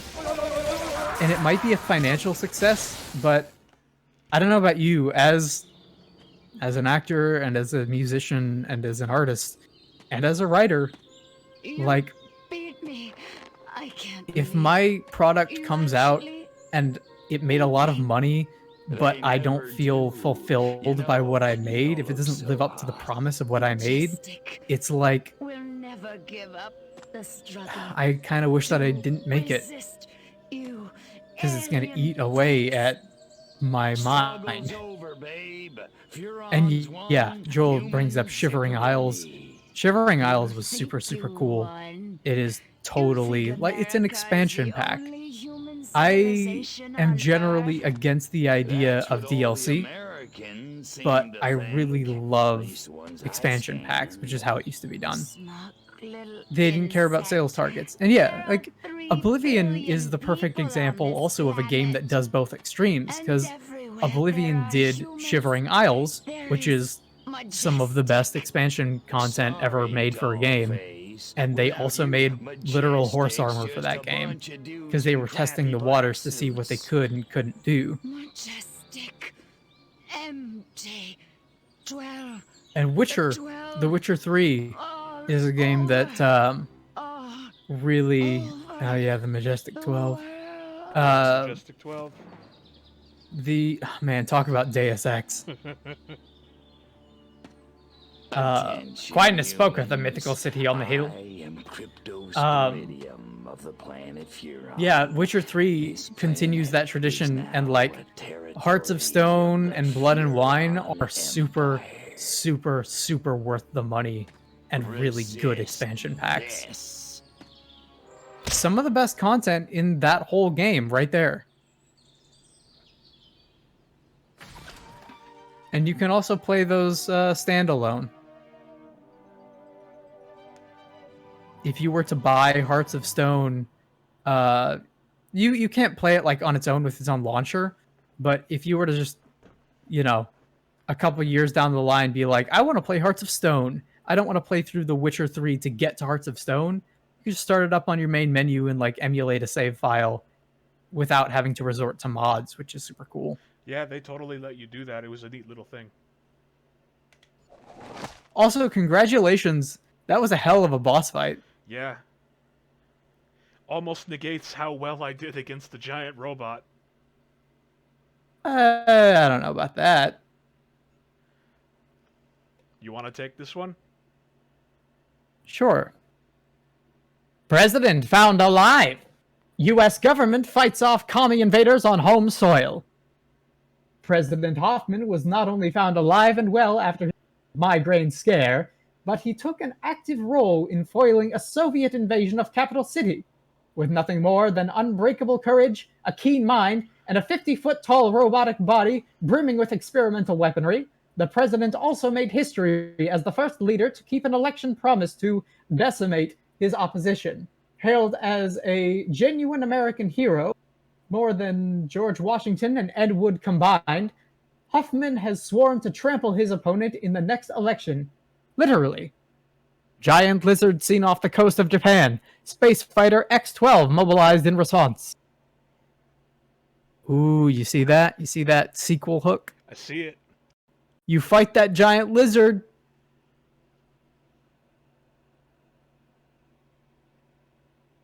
Yeah, Shivering Isles is awesome.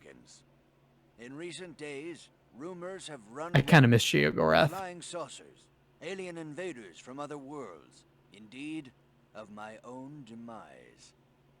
I'm speaking to you tonight to put these rumors to rest. The truth is, America has been attacked, not by little green men, but red. And our invaders are most definitely of this earth. Despite the efforts of this administration, our nation has been infiltrated by communists, godless deviants who hate us for our freedom-loving way of life. Their conspiracy, details of which are only now coming to light, included drugging our water supplies and controlling our media via mind control. The result was mass hysteria, a national delusion which provided them the cover they needed to execute their fearful scheme. But your military and intelligence agencies fought back, and I'm proud to report that once again, America has emerged victorious. However, the price is dear.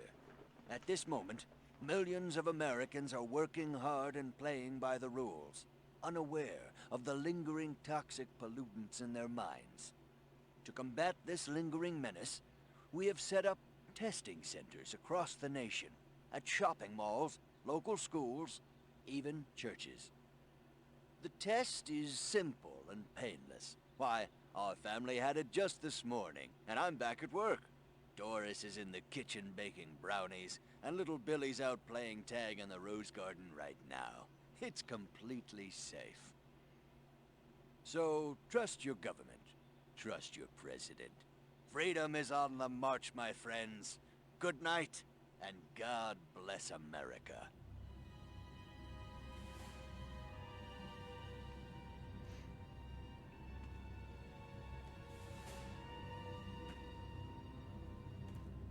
Step inside, citizen. You sure this thing Look is at that safe? thing. Step inside, citizen. Look at that XCOM looking thing. I don't know. Hey, buddy, you heard the president. If it's good enough for him, it's good enough for us. Yeah! Yeah! Yeah. Well, I guess a test couldn't hurt.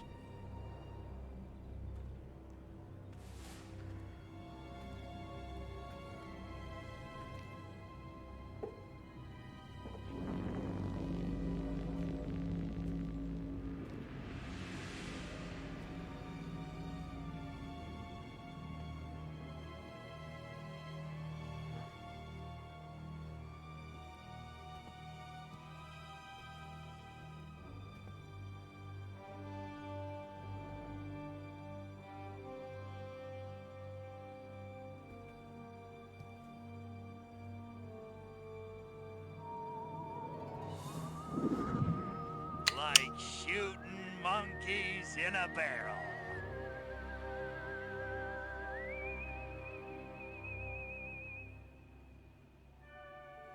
And so, the world That's our boy. relief. There he The is. threat of alien invasion proved a false alarm. As for I really the like Crypto. scanning skies for Me a too. real visit from outer space, they may be in for a very long wait. Perhaps the lesson is that we should turn our gaze inward, remembering that man's worst enemy is often The himself. mixing here is kind of not good. Hey man, it's all silent to me.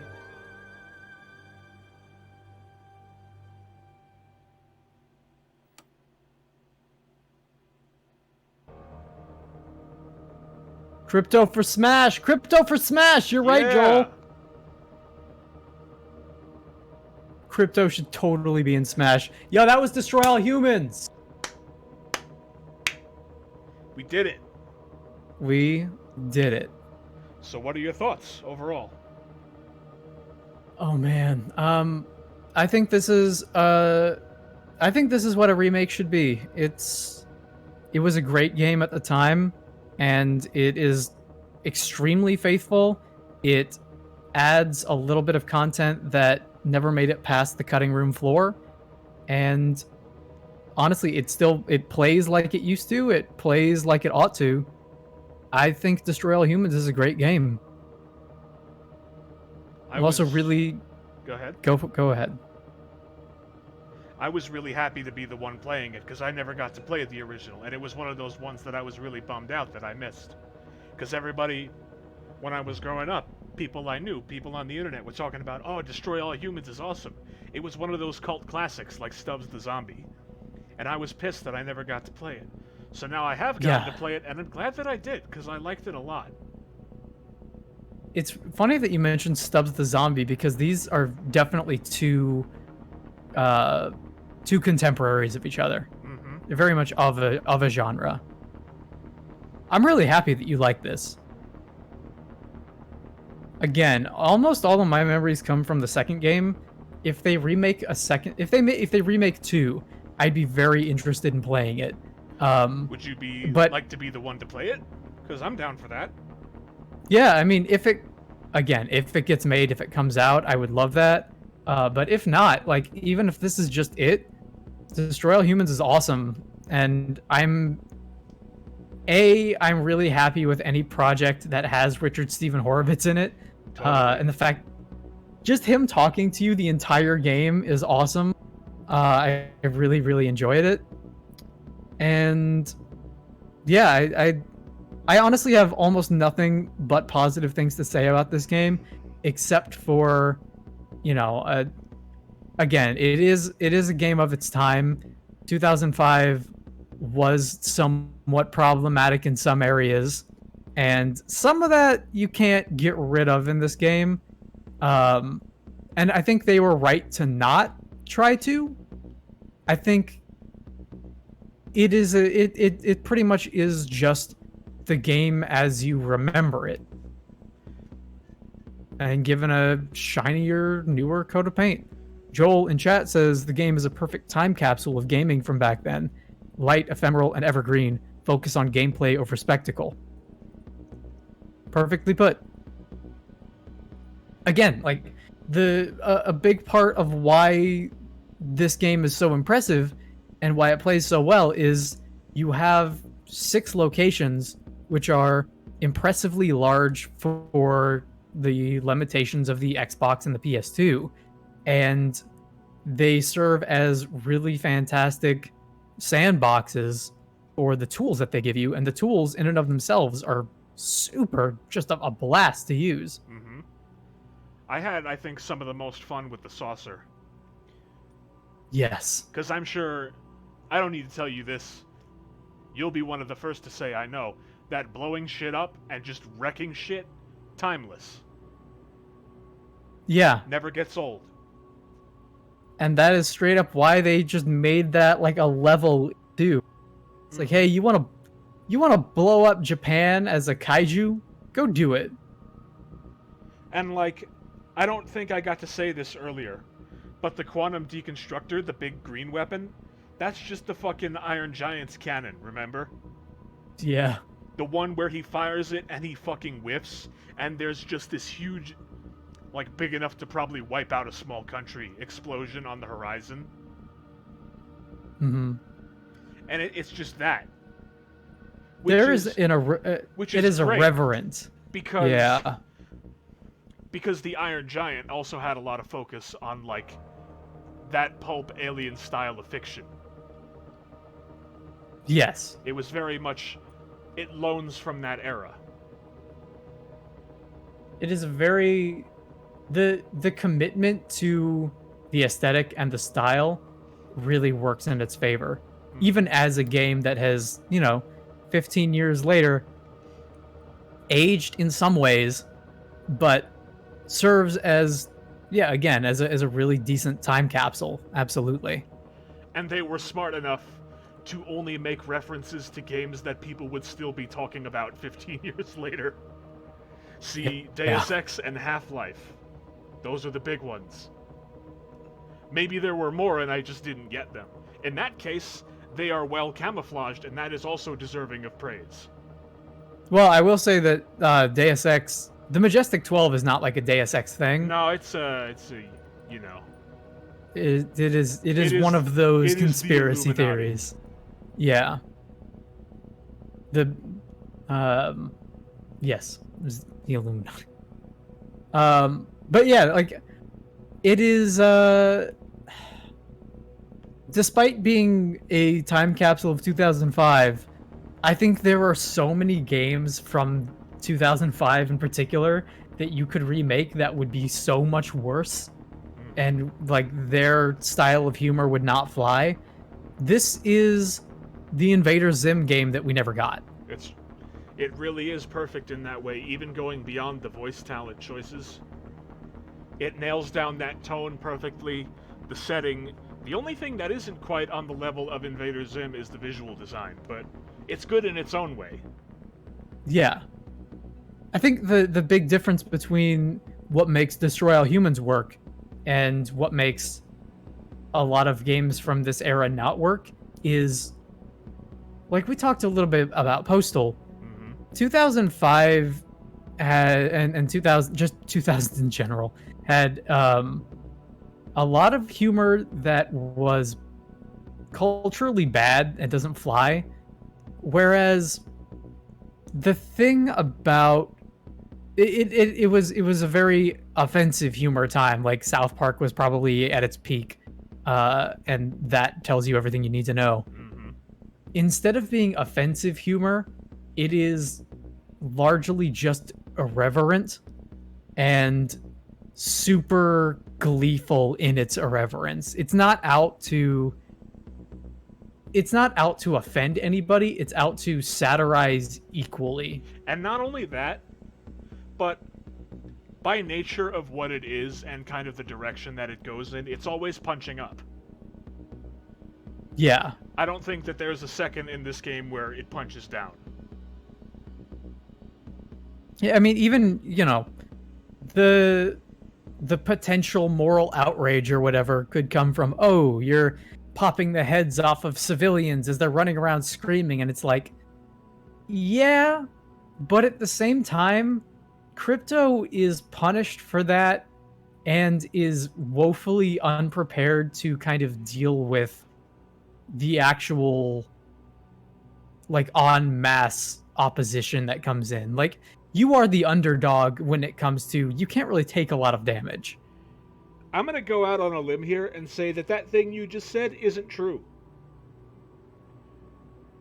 Well, maybe not woefully unprepared. I would say I'm going to put a hard dispute on that one. Because there have been moments on this stream even where I've just been skating around, killing everything that's appeared on screen without even thinking about it. And it took the final boss to actually even kill me once. Maybe I'm just good. Maybe that's what's going on here. But yeah. Well, rest in peace, pandemic. Well, okay, so I would say, again, from my memory of this game, and again, it might be that I was a child when I played it.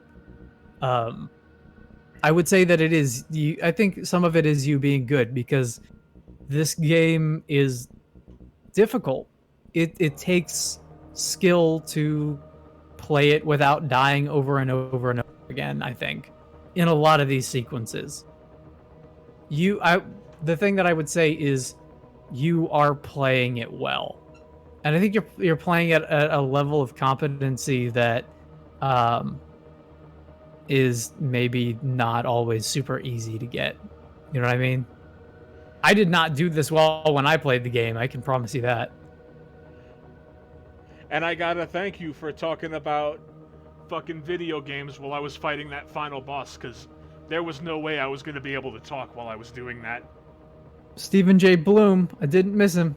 Yeah, I agree. I mean, it takes skill and it takes concentration.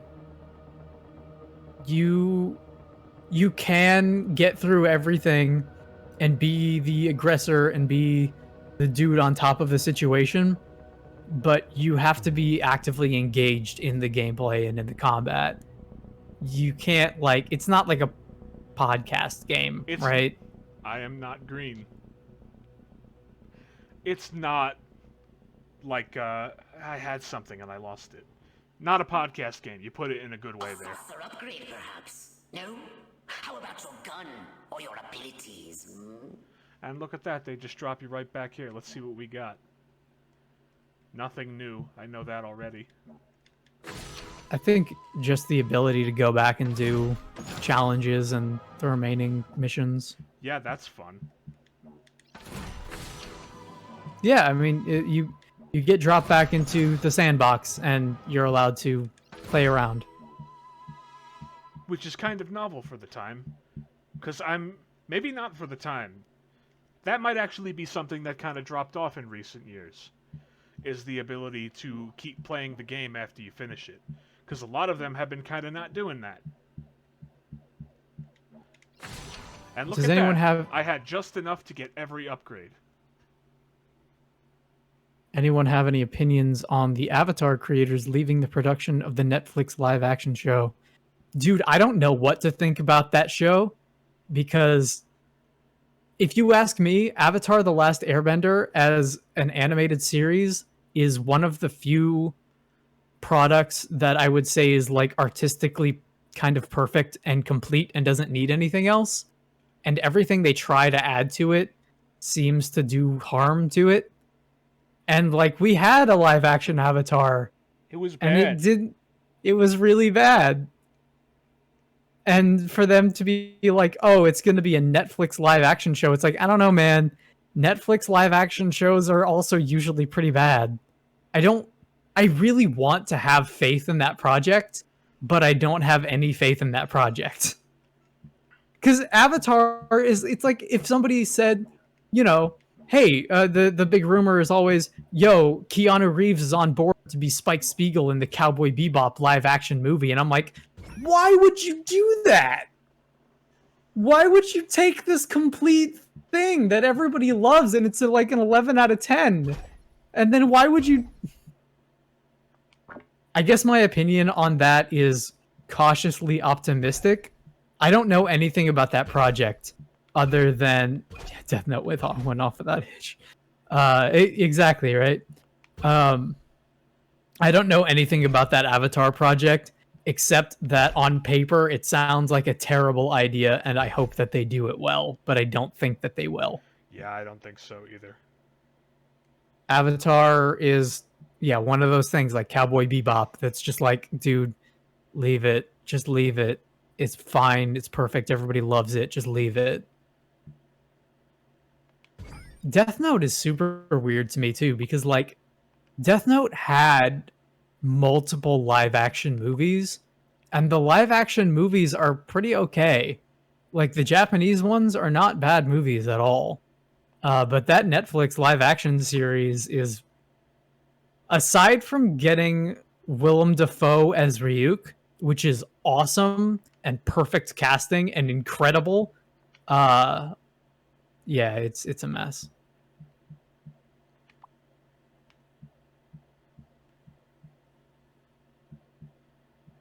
And as you were saying, Bix, the ability to get dropped back into the world and play after the fact.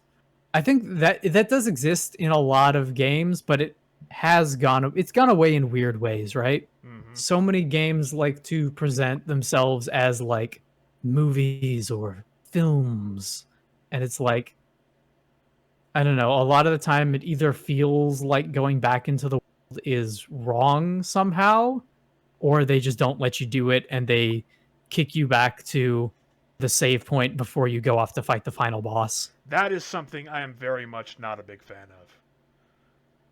Twilight Princess has the worst example of that I've ever seen, where, and I'll show you this when we play it, but you beat the final boss in Twilight Princess and you go through a four phase boss battle. It's fucking awesome. And then you beat the boss battle and you get to the end credits. You get all the way through the end credits and you get to the end.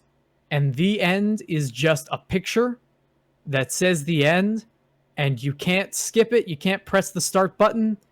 You can't do anything except shut the GameCube off. And if you shut the GameCube off, it starts you back in front of the final dungeon, where it's like, okay, go fight the boss. That's not ideal. It's so weird. It's such a it's a weirdly eerie feeling. Like, you know that eerie feeling that you would get as a kid when Adult Swim would come on and you would have the text on a black background that's like, hey, you're not supposed to watch this. And you would be like, oh, geez, okay. It's kind of that feeling. You get to the end of Twilight Princess and it's like, the end. Also, can't skip. Check out this art of Crypto. Check out this side-by-side comparison. They took some liberties with the design, but I think it looks really good. I like it a lot. There are some changes, but they're good changes. It keeps the art style. It keeps the art style and it keeps the point, right? It maintains its clarity of purpose while stylizing it a little bit more and adding just that little extra something. Yeah, they give his body a little bit more definition. Which I think the original in that regard looks kind of bad, like it's just a cylinder. Which, yeah, original Xbox, whatever. But I think this is a straight upgrade, just in terms of visual fidelity and stylizing. It looks great. I agree. I definitely agree.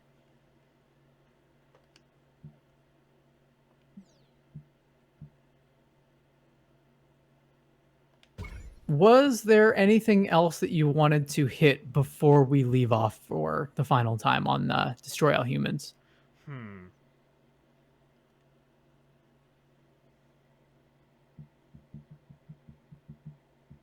Because I think I've said all of my piece on it. I think it's a great game. And if any part of this has interested you guys at all, it's a fun arcadey game that you should go and play. Good time. I think we've done all we need to do, and I think we've said all we need to say. Very cool. So, I'm glad that we kind of got a chance to go through it and finish it in stride. Destroy All Humans! Turns out it's great. One giant step on mankind. And with that, thanks everybody for joining us, and we'll catch you on the next one. Take it easy. See you later.